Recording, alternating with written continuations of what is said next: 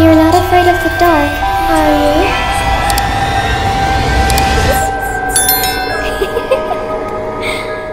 Hi, assalamualaikum semua orang. Kamar Nasim here. I hope you are in a good mood today because it's a good day to have a good day. So hari ni kau nampak background lain sikit sebab Kamar bukan dalam bilik Kamar. Kamar dekat dalam rumah kakak Kamar dan ini bilik anak buah Kamar. Kamar ada buat video pasal buat bilik ni. Korang boleh check it out dekat previous video. And sebenarnya sekarang ni Kamar tengah ada alergi dekat mata. Mata Kamar bengkak gila. So sekarang Kamar tak boleh nak pakai contact lens. Jadi Kamar kena pakai spek mata. Rupa-rupanya Kamar baru tahu yang Kamar ada alergi dengan ubat.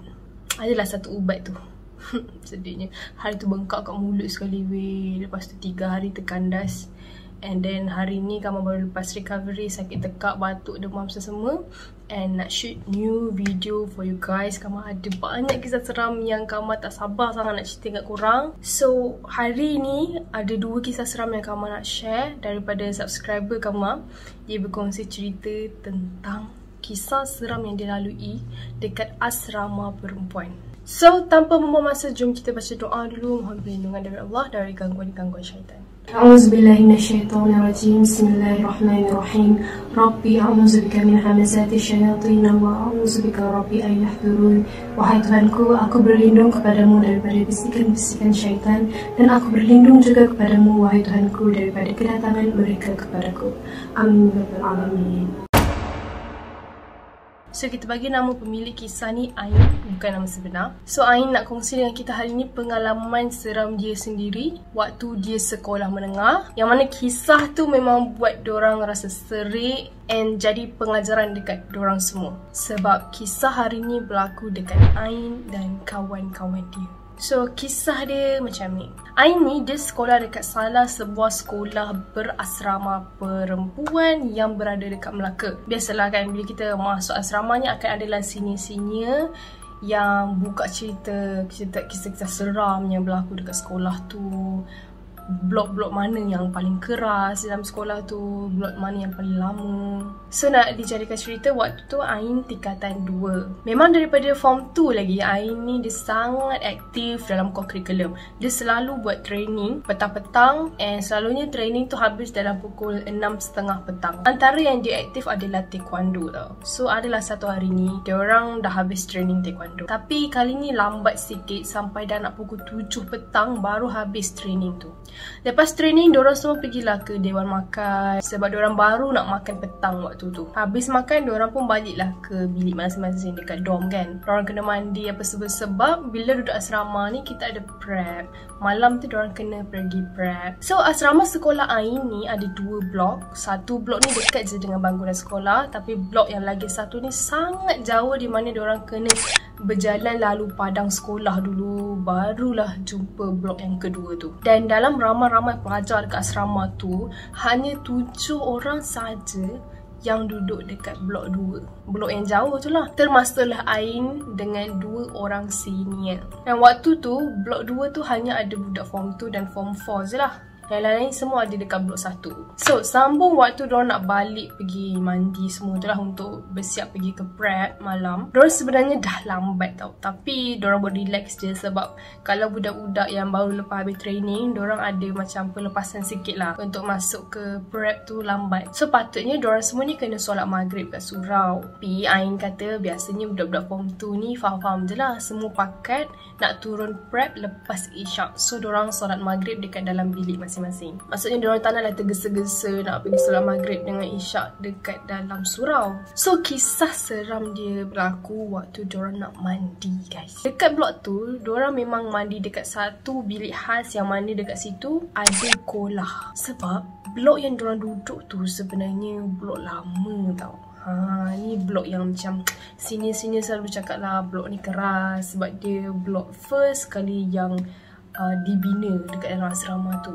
So dia antara blok yang paling lama lah. Jadi toilet dia tu macam toilet style-style asrama lama tau. Maksudnya dia ada kolah. Lepas tu diorang mandi ramai-ramai kat luar. So dekat dalam blok tu tak ada bilik air yang proper macam asrama lain. So macam kalau ada orang tanya nak mandi kat mana, diorang akan jawab mandi kolah je. Sebab kat situ ada 2 tempat mandi. Satu dekat kolah, lagi satu dekat sampai luar daripada kolah tu. So nak dijadikan cerita, Ain ni dia duduk dekat dom yang paling hujung antara kawan-kawan dia. And Ain seorang je sebenarnya ahli taekwondo dalam dom tu. So waktu tu Ain turun lambat sikit lah daripada kawan-kawan dia, sebab nak kemas dulu apa yang patut kan, sebab dia baru balik training and lambat. Lepas dah siap kemas apa semua, baru Ain turun. So waktu dia turun tu, dia ada perasan ada seorang kawan dia ni nama Farah, bukan nama sebenar. And waktu Ain nampak Farah tu, Ain ada dekat Ampayan, dan Ampayan tu memang dekat je dengan kolah dekat situ. So Ain pun tegur lah Farah, sebab dia ni jenis yang cheerful, dia suka tegur-tegur orang. Jadi bila dia nampak Farah, dia cakap lah, Farah, awal kau siap, aku baru nak mandi. Tapi yang peliknya, Farah waktu tu dia just pandang Ain dan dia senyum. Dia senyum je. Padahal Ain tanya. Cuma Ain rasa seram sejuk sebab cara Farah pandang tu agak menyeramkan. Lepas tu Ain pun terus masuk je kolah tu dan mandi dalam kawan-kawan dia. So dalam kolah tu ada lagi 3 orang yang belum habis mandi. So diorang mandi macam biasa, borak, dan Ain kata memang suasana agak kecoh sebab diorang sangat bising. Biasalah perempuan kan bila berborak, gelak-gelak, huha-huha. And diorang dah terbiasa setiap kali mandi mesti akan menyanyi. So nak jadikan cerita, waktu diorang tengah borak-borak tu, tengah menyanyi-nyanyi, tiba-tiba ada seorang senior ni datang. Dia datang dekat pintu kolah and dia cakap, korang ni boleh senyap sikit tak? Mekak je lah. Time tu, nada kakak senior tu, diorang tak pernah dengar. Macam diorang agak takut lah sebab macam marah sangat ni sampai suara jadi macam garau macam tu kan. Sebab semua orang kenal lah kat senior tu. Dan apa yang lagi menyeramkan sebenarnya, waktu kakak senior tu tengah tegur diorang, mata dia merah. Time ni Ain memang berdiri betul-betul depan senior tu tau. So dia memang nampak jelas lah muka senior tu. Lepas tu Ain dengan kawan dia dah macam pandang each other kan. Waktu tu tiba-tiba keadaan jadi senyap, sunyi. Dan ada lagi seorang kawan Ain tengah basuh baju dekat tepi. And korang nak tahu tak? And dia memang tak nampak lah sebab dia membelakangi kakak sini tu. Dia tengah basuh baju kan, kakak sini tu kat belakang dia. And korang nak tahu tak apa yang mengejutkan? Kawan Ain yang tengah basuh baju tu rupa-rupanya dia ada kelainan sikit. Dia ada sixth sense lah senang cerita. Tapi dia tak adalah selalu nampak makhluk tu. Ain kata dia kadang-kadang dapat merasa kehadiran benda-benda tu, makhluk-makhluk halus ni. Waktu tu dia tiba-tiba berhenti basuh baju and pandang diorang semua. Lepas tu dia cakap, biarkan je, mandi je macam biasa. Bila kawan dia tengah basuh baju tu cakap macam tu, memang semua orang kat dalam kolah tu dah meremang lah. Sebab semua orang tahu yang kawan dia tu boleh nampak. I mean, sixth sense lah, ada sixth sense. So diorang macam dah faham lah kan, faham apa yang tengah berlaku waktu tu. Maksudnya macam ada benda tegur diorang. So nak dipendekkan cerita, diorang semua dah habis mandi apa semua. Diorang terus balik dorm masing-masing dan solat maghrib. So Ain ni dia start kena ganggu waktu dia nak solat maghrib. Setiap kali dia nak angkat takbir kan, angkat takbir je, dia dengar macam-macam bunyi. Tapi dia buat biasa je, macam ada orang lalu apa semua lah. Macam seolah-olah macam ada kehadiran kawan-kawan dia dalam dom dia. Padahal dia tahu hanya dia seorang je kat situ. So dia macam agak tak fokus kan.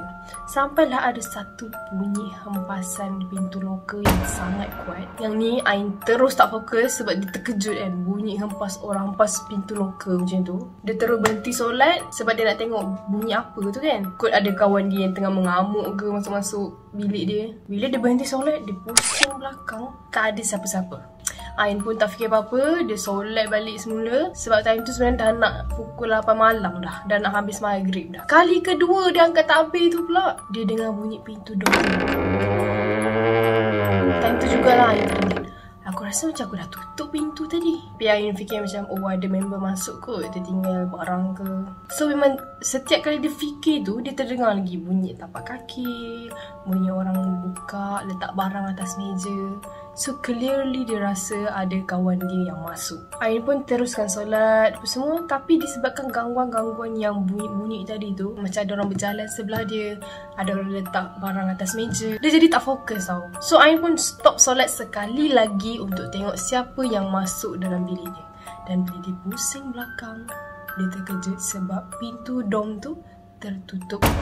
Dan tak ada orang langsung dalam bilik tu. Aku meremang. Rupa-rupanya tak ada siapa pun yang masuk. So Ain tak fikir panjang, dia terus angkat sejadah dia, terus ambil telekung dengan kain telekung dia semua. Dia terus lari pergi bilik kawan dia yang bernama Yaya. Nasib baik Yaya ni punya dom selang satu dom je dengan dia. Dia pun sampai-sampai tak banyak cakap, terus bentang sejadah, solat terus dekat situ. So sementara nak tunggu Isyak, diorang pun berkumpul lah dekat satu bilik dom. Bilik dom Farah ni dekat depan bilik Yaya je. Disebabkan Ain ni dia solat lambat tadi, so Ain antara orang yang last lah masuk bilik Farah tu. Dekat je lah kat depan bilik Yaya tu kan. Ain sampai-sampai je dekat bilik tu, diorang tengah bersembang pasal cerita seram. Diorang cerita lah macam apa yang diorang pernah kena sepanjang duduk dekat blok ni.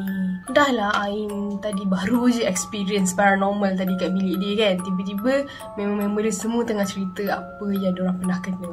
And sebenarnya dekat blok tu, waktu tu diorang 3 4 orang je dalam blok tu. Boleh pula lah diorang buka cerita-cerita macam tu kan. So waktu diorang tengah sembang-sembang cerita pasal kisah seram diorang, Ain sengajalah tukar topik sebab Ain tak nak diorang cerita pasal benda tu. Jadi Ain pun sajalah tanya Farah kan. Kalau korang tak ingat, Farah tadi yang masa first Ain tegur, yang Ain tegur waktu dia dekat Ampayan tadi. So Ain pun sajalah tanya Farah, Farah, kau asal sombong kan dengan aku tadi kat Ampayan? Aku tegur kau senyum je. Ada emas ke dalam mulut kau? Time tu Ain macam gelak-gelak sekali lah sebab benda tu macam gurauan je.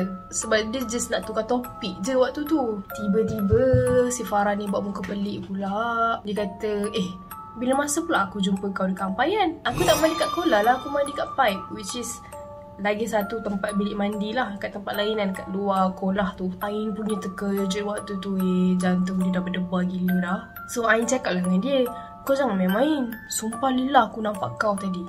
Kalau bukan kau, dah tu siapa Farah? Lepas je Ain tanya benda tu, tiba-tiba ada satu bunyi orang menjerit dekat tingkat bawah. Time tu semua orang dah cuak nak tahu siapa yang jerit tu. Sebab setahu diorang tak ada siapa dah tinggal dekat dom ni. Hanya 4 orang yang ada dalam bilik Farah tu saja. 4 orang tak termasuk Ain. So kalau termasuk Ain, 5 orang lah. So kawan Ain yang boleh rasa kehadiran benda tu, yang ada sixth sense tadi tu, kita bagi nama dia Ika, bukan nama sebenar. Ika ni dia suruh diorang semua tunggu dalam dom tu, sementara dia dengan Farah pergi jenguk kat bawah. Sebab Farah ni dia tahu serba sedikit lah pasal benda-benda ni sebab dia pernah experience juga. Farah dengan Ika ni macam ada connection sikit lah. Kadang kalau dia Ika kena, Farah kena, Farah kena, Ika kena. So Farah dengan Ika ni pun pergilah turun bawah kan, nak check siapa yang menjerit tadi tu, kok ada orang kena histeria ke apa. Sementara lagi 3 orang duduk dekat atas bilik dom Farah tu. So lepas diorang dah check, waktu diorang nak naik balik tu, muka diorang Ain kata serius macam ada something yang tak kena. Diorang masuk je dom tu, dia terus suruh semua orang buat bulatan dan baca Yasin. Rupanya antara diorang berlima yang ada dalam bilik Farah tu, ada seorang yang bukan manusia. Maksudnya antara mereka berlima yang ada dalam dom tu, ada seorang yang tengah berlakon. Maksudnya dia bukan diri dia. Ada benda yang merasuki badan dia dan tengah berlakon, bersembang dengan diorang dalam bilik tu. Tapi waktu tu dia tak bagi tahu lagi lah, dia just suruh buat bulatan macam Yasin. Dan sebenarnya suara jeritan dekat bawah tu tak ada siapa pun, tak ada siapa menjerit kat bawah tu. So diorang baca Quran, tapi ada seorang je yang tak baca, which is Yaya. Yaya ni diam.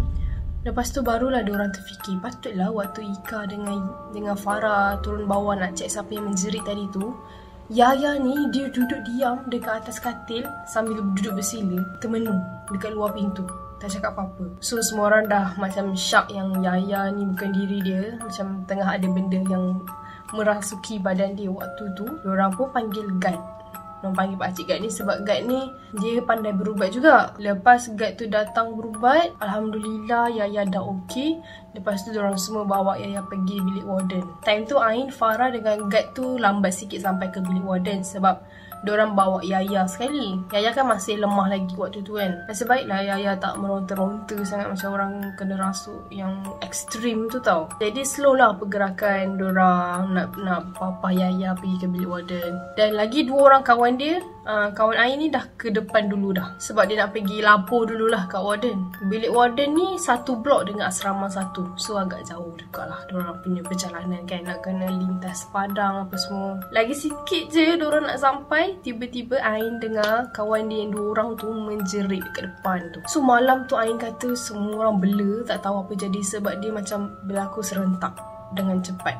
So Ain jadi tak faham sebab lepas seorang kena. Dah lah waktu tu Yaya baru je pulih kan. Pakcik guard tadi tolong berubat kan. Kamu tak sure pakcik ke makcik, tapi dia tulis guard. So waktu tu memang tak menang tangan lah nak jaga kan. Diorang semua pun perempuan, so tak larat nak pegang orang-orang yang kena rasuk tu. Time tu warden terus panggil ustaz, call ustaz malam tu juga. Dan lepas ustaz datang, ustaz tu ada juga berinteraksi dengan benda yang ada dalam badan Yaya.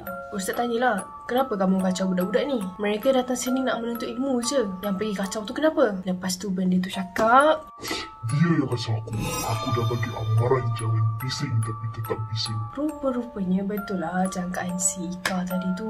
Waktu yang tengah basuh baju kan, dia kata buat biasa je. Sebab dia dah tahu sebenarnya senior yang tegur tu bukan senior yang betul, menyerupai salah seorang senior dia. So Ain kata macam salah diorang jugalah sebab bising. Lepas tu benda tu ada juga cakap dekat ustaz. Ada salah seorang daripada diorang ni langgar anak dia, anak jin tu waktu dia tengah lalu dekat padang. Sebab sepatutnya diorang tak boleh lalu dekat padang waktu malam. Diorang kena lalu susu gajah. Tapi sebab waktu tu kan nak cepat nak papah Yaya kan, nak jumpa dengan warden. So diorang lalu je lah. Dan diorang tak tahu pula yang terlanggar anak jin dekat padang tu. Dan itu pula malam-malam. So sejak daripada kejadian tu, sekolah diorang dah strict kan, tempoh peraturan diorang nak training. So semua orang yang masuk training ni ada latihan petang. Diorang kena habis paling lambat pukul 6 petang dan turun paling lambat pukul 7 suku. So macam sekolah dah tahulah benda ni sebab maghrib petang-petang. Lepas tu diorang ni bebas, macam cikgu tak tahu apa yang diorang buat dekat dorm. Dan diorang sebenarnya bukan tinggal dengan manusia-manusia saja. Ada benda lain juga yang tinggal dekat situ, dekat asrama tu. So macam itulah, terpaksalah buat peraturan-peraturan macam tu. Malam-malam tak boleh lalu padang, kena lalu susu gajah. Dan kamu percaya dekat sekolah korang pun mesti ada peraturan-peraturan macam ni. Macam kat sekolah Kamar dulu, tak boleh ada cermin. Cermin semua dah dipecahkan sebab ada isu lah kan. Ada isu nampak sesuatu kat cermin. Dan juga perempuan kalau masuk toilet tak boleh seorang-seorang, kena 2 atau 3 orang. Itu agak menyeramkan peraturan di sekolah saya dulu. Peraturan sekolah korang macam mana? Komen kat bawah, okay? So cukup ke tak cukup ni kisah seram asrama? Tak cukup? Ya Allah, aku cakap seorang-seorang. Ini efek demam efek selepas kita baik daripada demam kot. Dia macam otak ada sewel sikit. Ada lagi kisah seram daripada asrama. Banyak je Kamar terima kisah seram asrama daripada subscriber Kamar. Okay, kali ni pemilik kisah ni kita bagi nama dia Isha. Isha ni dia sekolah SMK harian tapi SMK yang ada asrama. Dan kisah ni berlaku dekat sekolah Kelantan. So nak dijadikan cerita, lepas dia buka sekolah, bulan 1 tu Isha masuk asrama. Minggu pertama masuk tu semua berjalan dengan lancar, Alhamdulillah, tak ada apa-apa masalah pun. Masuk je minggu kedua, terus ada kes. So kisahnya bermula pada malam Sabtu. Aspuri dan Aspura sekolah Isha ni akan ada prep. Macam biasalah kan, prep study malam apa semua tu. Tapi prep diorang ni ada dekat Dewan Makan. Cuma yang akan ada prep dekat Dewan Makan tu Form 1 sampai Form 3 saja. Cuma disebabkan malam tu cuti, hari Sabtu kan. So kebanyakan Aspura daripada Form 4 sampai Form 6 pun adalah dekat Dewan Makan tu. So keadaan normal je pukul 9 waktu tu. Tiba-tiba masuk je pukul 10 malam. Keadaan mula menjadi pelik. So waktu tu Isha study dekat satu meja ni dengan kawan-kawan dia. Ada 3 orang macam tu. Kita bagi nama Rina, Lia dan Siti, bukan nama sebenar. So Isha perasan yang Aspura dan Aspuri diorang ni agak terlebih gedik malam tu. Maksudnya sangat rio, sangat bising. Lebih kurang macam cerita sebelum ni tadi kan. Ada yang gelak tak ingat dunia. Ada yang berborak kuat-kuat sampai ketuk-ketuk meja. Jadi lepas je Isha dengan kawan-kawan kawan-kawan dia siap study apa semua tu, diorang pun terus masuk bilik dan nak tidur lah. Isha ni dom dia dekat aras 1, Rina ni dom dia dekat aras 2, Siti dan Lia pula dekat aras 3. Kiranya diorang memang separate dom. Diorang ni kawan sekelas lah macam tu. So masuk je dom, Isha ni dia terus kemas-kemas katil dan dia nak tidur. Dan seingat Isha, waktu dia nak tidur tu dia sempat tengok jam pukul 11.30 malam. Dan kisah seramnya bermula pada pukul 12.20 malam. Ingat tau minit tu. Tu penting tu. Tiba-tiba ada senior kejutkan dia. Dan Isha sedar dalam keadaan mamai. Plus dia terkejut sebab tiba-tiba senior-senior tu suruh diorang bangun dan turun daripada katil untuk baca Yasin. Masa ni Isha agak pelik sebab dah kenapa subuh-subuh ni nak suruh baca Yasin. Sebab waktu tu Isha ingatkan diorang ni kejut Isha untuk bangun subuh. So tanpa belega Isha pun teruslah turun daripada katil dan duduk dalam bulatan yang diorang dah buat. Isha terus tanya dekat seorang senior sebelah dia, "Kak, kenapa baca Yasin?" Dan muka senior tu pucat dan dia jawab, "Aras atas ada kena rasuk." Lepas je Isha dengar macam tu, kaki dengan tangan ni dah mula sejuk, dah seram sejuk dah waktu tu. Isha tak tengok tempat lain, dia terus baca Yasin sekuat yang dia boleh. Nasib baiklah masa diorang baca Yasin tu, diorang tak dengar sangat tahu bunyi-bunyi orang kena rasuk dekat atas. So tak adalah rasa macam berdebar sangat kan. Lepas 20 minit macam tu, diorang pun dah siap baca Yasin apa semua. Jadi salah seorang senior dekat situ, dia cakap lah kat diorang, "Okay, kita dah boleh dah tidur slow-slow besok nak sekolah. InsyaAllah tak ada apa-apa dah tu." So diorang semua yang ada dalam dom tu setuju untuk tidur lepas baca Yasin tu. Sebab baru pukul 12 malam weh. Tapi malam tu Kak Najwa suruh semua orang tidur berdua-dua. Lepas dia tutup lampu, terus dengar bunyi orang jerit kat atas. Kuat sangat sampai semua orang terjaga dan tak boleh nak tidur weh. Dua senior dalam dom Isha ni, nama Kak Sabrina dengan Kak Zati, diorang tidur sekali. Lepas semua orang dengar suara menjerit kat atas, Kak Najwa ni terus buka suis lampu. Bila takut ada orang yang panik. Lepas tu kat bawah tu pula histeria, lagilah merisaukan kan. Lepas tu ada dua senior dekat sebelah katil Isha ni, nama dia Sabrina dengan Zati. And then tiba-tiba Zati ni bagi tahu dekat Kak Najwa ni yang Sabrina ni macam tak okey. Sebab Sabrina ni agak lemah semangat jugalah. Bila dah dengar ada orang macam dah start rasa tak okey apa semua orang gelabah terus. Dan Isha kata keadaan waktu tu agak kelam kabut. Yang kat situ cuma ada ketua asrama dan beberapa orang MT je yang handle. So Kak Najwa ni dia terus call ketua dom diorang, which is Kak Mia. Dia bagi tahu lah ada orang yang tak okey dekat dom kita orang ni, kat dom bawah. So Kak Mia yang tengah handle budak histeria kat atas tu terus turun bawah and suruh semua orang bersiap-siap untuk pergi pindah ke dom sebelah. Sampai macam tu sekali weh. So ketua dom diorang tu panggil warden untuk tengok-tengokkan keadaan Sabrina semua lah. So lepas je Isha and kawan-kawan dia satu dom tu pindah ke dom sebelah, macam-macam bunyi diorang dengar. Diorang dengar lah macam dekat atas dan kat bilik sebelah ada orang hentak-hentak meja, menjerit. Lepas tu dengar ada kakak-kakak senior lah macam menjerit-jerit kan. Kakak senior ketua Askuri kat situ. Dia arahkan budak-budak yang tak kena histeria, tolong bawa budak-budak yang kena histeria ke Dewan Makan. So, dekat Dewan Makan tu memang kuat gila dengar bunyi orang menjerit. Sebab benda ni macam histeria yang berjangkit berlaku. Dan dalam pukul 3 lebih jugalah baru selesai dan diorang pulang ke dom masing-masing semula.